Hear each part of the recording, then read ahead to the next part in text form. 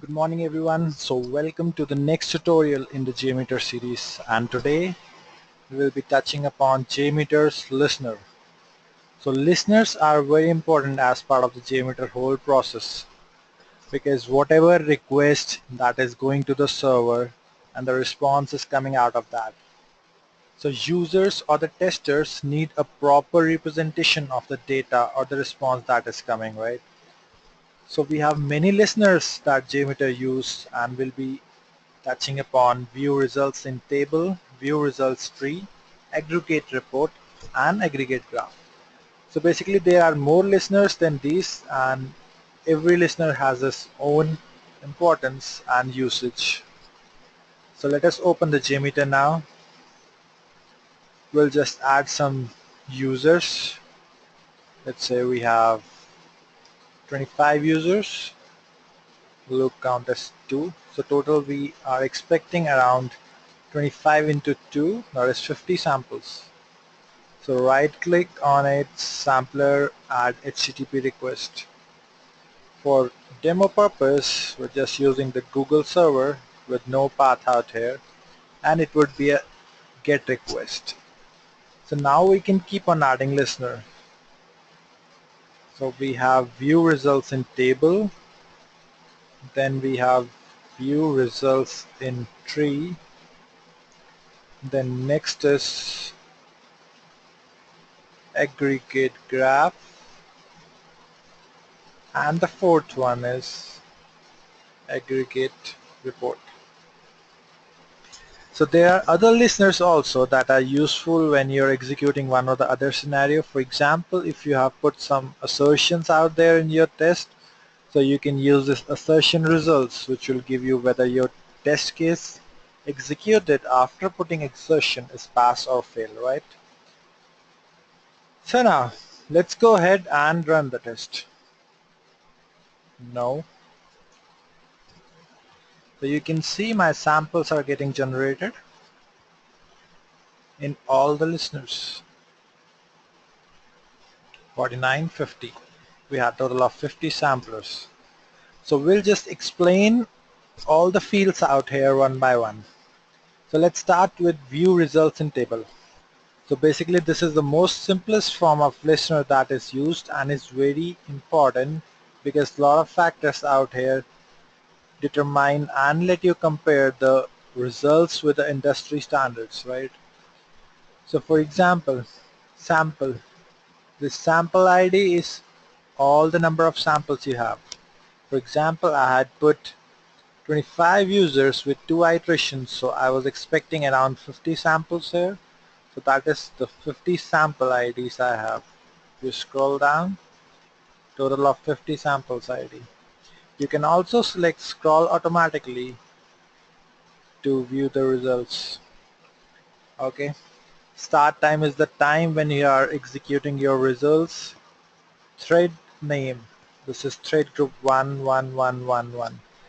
So as we all know that we can have multiple thread groups in a same test plan. So thread group are also named while viewing the results so that we get to know that which thread group has executed this request. So thread group 1, user 5, user 12, user 13. So 1 dot 1 hyphen 12, it would mean thread group 1. I'll put it as TG, and user 12, because we have total 25 users and 2 iterations of the same thread group, right? So I'll just delete this all. So label is the type of request that is going to the server because we selected HTTP request sampler, so that is why the label out here is HTTP request. If you have FTP, SMTP, SOAP, whatever request you put, the same gets displayed here, right? Sample time. So this is the total time. This is total time to receive all the data. Total time. Okay. So 1129, 1254. So you can see that there are a lot of variations out here depend on your whatever could be network bandwidth and how many requests were going parallelly or simultaneously. It all depends on that. You'll see a lot of difference in numbers there. For example, if you have 478 out here and then you have 1556 out here. Okay, status is green because all have passed. For any reason, if you have something that is getting failed, you'll see a red sign here with cross in red color to denote that the test has failed. Bytes, this is the size which is received from the server. It is almost same, you can see that just the difference of some few bytes. Then the most important thing out here is this latency and connect time. So latency is the time in which the first byte of information is received. For example, this is your client, I'll put it as C, and it is sending request to server, I'll put it as S, and server respond back. For example, total there are 100 bytes of data. So the time when the first byte is received is the latency, and this time which is taken to connect to the server is the connect time. So both of these parameters are very important as far as your connection and the server under test performance is considered. So basically these are the main fields that you see in results table. So now we'll move ahead to result tree. So result tree, this is very important as far as your detailed request and response are considered. For example, if you click on it, you'll see that the request, this went to the server. So this is a get request. If you had selected post out here, so it would have been a post request and would have been clearly visible out here. So any path or any URL you're making request to would be displayed here properly, so that anytime you see any request getting failed, you can always come here and see the reason, because this will explain you in the best manner. Fail, why fail, right? So then you have the response data. So response data is coming like this because this is in text format. You can also change the format out here to HTML downloaded resource, and you can see the page getting displayed here, right? So basically this is the view results tree in which you can see the sampler results, sent bytes, size in bytes, the same information which you were seeing out there. Connect time, latency, everything is given here in very detailed manner. Then you can also see response code as 200. So this is very important. If you want to check your result is pass or not, you can always put assertion. You can put assertion on the response code to verify that whatever request went to the server has responded back positively, right? I'll just remove it out. So the next in the series is the aggregate graph. So you can see that it does not give you response like first sample, second sample, third sample, and so on, right? It would directly provide you the response of 50 samples. So this would something we needed to, make sure that mostly or average of requests are taking the time which is already sent by the benchmark. If you can see that out of 50 samples, average time was 1809, and then median is the central value. If you sort the timings by ascending or descending, so the value which is coming in the center would be your median, right? Cool. So the next, this is very important, 90% line, 95% and 99%. So for example, if you have given any entrance exam or maybe something like CAT, GMAT, where you get the percentile score, What does 90 percentile means? Mind it, this is not percentage, this is percentile. So the 90 percentile means that 10% of the total have scored higher than you. So in the same way, this would be the figure above which lies the 10% of the samples.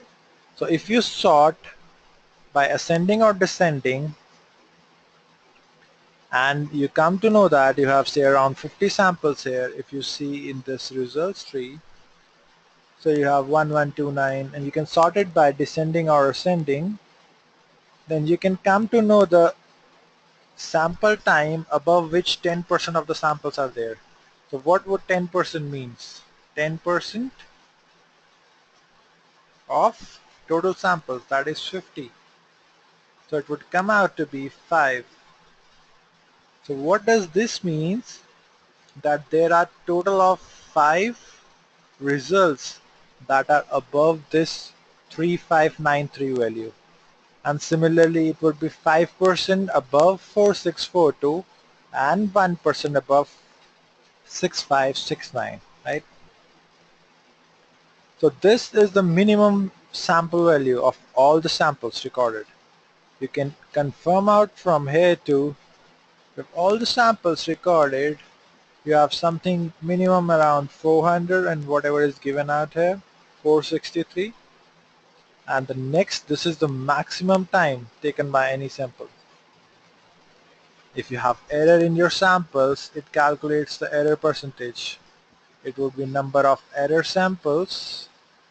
Number of error samples I'll denote as at En. Then total number of samples into 100. So this is your error percentage of samples, right? So next is your throughput, received KB and sent KB. Throughput is the transaction per second. So in JMeter's term, it would be the request going on to the server per second. Throughput is equal to number of requests per second going to the server. So this determines our throughput, and it is one of the most important factors that you need to provide to your client when you're submitting your performance report. So the next listener in the list is the aggregate graph. Aggregate report and aggregate graph are almost the same, just as you get a graph out here that you can see around here. You're seeing only one value because you have not configured out here. You need to configure the median value, 90% line, 95% line, 9% line, min and max, whatever you like. You can go and now you can see that the graph is plotted very beautifully, and you can, this kind of presentation you can always give to the client so that they understand things better. So just reiterating again, listeners are the way to store our JMeter results, and it is the most important component of JMeter, because whatever we execute, until and unless we don't see something like this, we cannot know that how our server has performed, right? So this is all we have in our today's tutorial on JMeter Listeners. So we'll be catching up with the next tutorial very soon. Thank you. Stay tuned.